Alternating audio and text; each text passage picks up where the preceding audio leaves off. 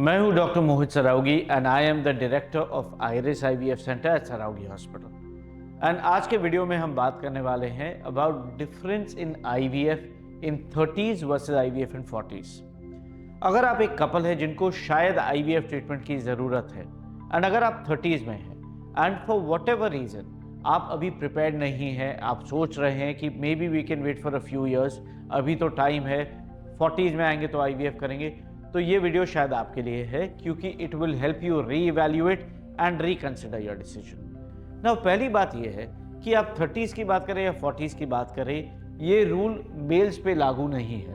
यानी अगर मेल 40 का भी हो या 50 का भी हो तो स्पर्म पैरामीटर्स में एज के कारण ज़्यादा चेंजेस नहीं आते।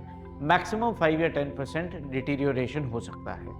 बट अगर आप लेडी की बात करें तो ये पूरा गेम चेंज हो जाता है।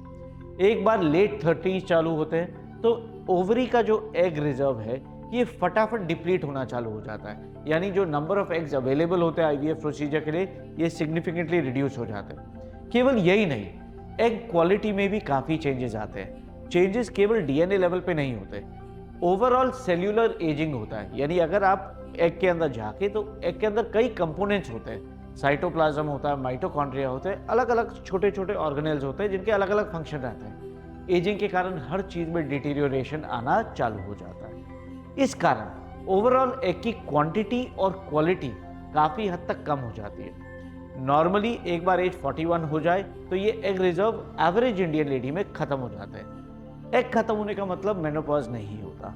हमेशा ध्यान रखिए कि पहले एग खत्म होंगे, उसके 6 या 7 साल बाद पीरियड आना बंद होगा, जिसको कि हम मेनोपॉज बोलते हैं। यानी अगर आप 40-41 के हैं तो हो सकता है कि आपके एग शायद ऑलरेडी खत्म हो चुके हो बट आपके पीरियड्स अभी भी आ रहे हो। दूसरे एंड पे एक स्पेक्ट्रम होता है कि लेडी जो लेट 30s में है, कई बार इनमें भी एग खत्म हो चुके होते हैं बट पीरियड रेगुलर होता है। सो अगर आप लेट 30s या अर्ली 40s में है तो ये बहुत इंपॉर्टेंट है जानना कि अभी भी आपके ओवरी में एग रिजर्व कितना बचा है।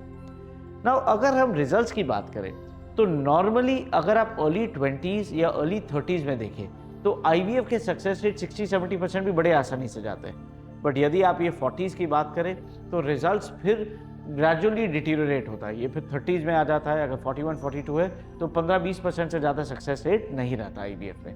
केवल यही नहीं, क्योंकि डीएनए में चेंजेस आते हैं तो मिसकैरेज रेट्स भी कई गुना ज़्यादा बढ़ जाते हैं। और यही नहीं, अगर बेबी सर्वाइव भी किया तो there is almost 1 in 50 chance कि बेबी में यानी जेनेटिक सिंड्रोम या प्रॉब्लम्स आ सकते हैं और आगे जाके भी हमें प्रेगनेंसी टर्मिनेट करना पड़ सकता है। हेंस अगर हम अर्ली 30s में हैं और हम आईवीएफ करा लें तो फिर वेरी ऑफन चांस है कि अपना 60-70% भी रिजल्ट आएगा। बट यही चीज़ अगर आप 40s तक वेट करेंगे तो आपका रिजल्ट 10-15% होगा। इसलिए डिले करना is often not a very sensible decision. अच्छा, और एक चीज़ होती है, अगर आप अर्ली 30s में आईवीएफ कराए स्पेशली एज अ लेडी तो हमें एग्स जो मिलते हैं एक सिटिंग में कई गुना ज़्यादा मिलते हैं। कई बार हमें 10 एग्स 12 एग्स भी मिल जाते हैं, ज़्यादा एग्स भी मिल सकते हैं। जितने ज़्यादा एग्स हमें मिले ये हमारे लिए उतना ही बेटर है।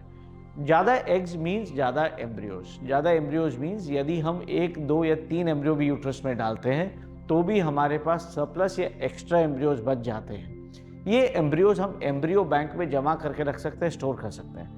जैसे ब्लड बैंक में ब्लड जमा होता है वैसे एम्ब्रियो बैंक में ये एम्ब्रियोज जमा होते हैं। ये एम्ब्रियोज हमारे सेफ्टी रिजर्व या सेफ्टी नेट है।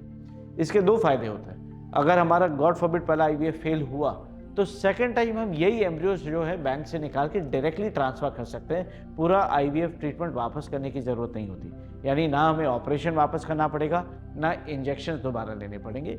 ये रिलेटिवली पेनलेस भी हो जाता है एंड कॉस्ट इफेक्टिव भी होता है, क्योंकि सिर्फ हम ट्रांसफ़र करते हैं तो कॉस्ट मिनिमलिस्टिक रहता है। सेकंड, ये सेफ्टी बफर का और एक फ़ायदा है।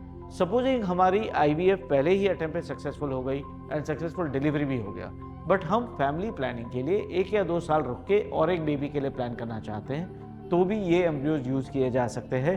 फ्रोजन एम्ब्रियोज खराब नहीं होते, थियोरेटिकली ये इंडेफिनेटली प्रिजर्व करके रखे जा सकते हैं। बट यही आईवीएफ प्रोसेस अगर आप 40s में करने जाए तो फिर मुश्किल से 1, 2 या 3 एग मिलेंगे।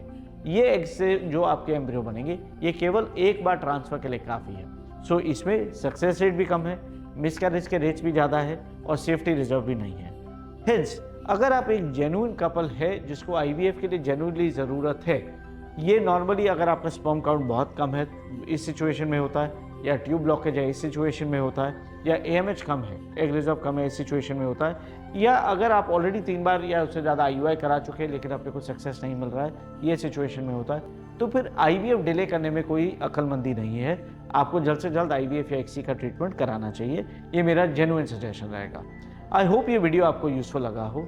अगर आपको यूजफुल लगा है, do share it with somebody who may find it useful, और हमारे चैनल को जरूर सब्सक्राइब करिए। Hit the bell icon below. Thank you and have a good day.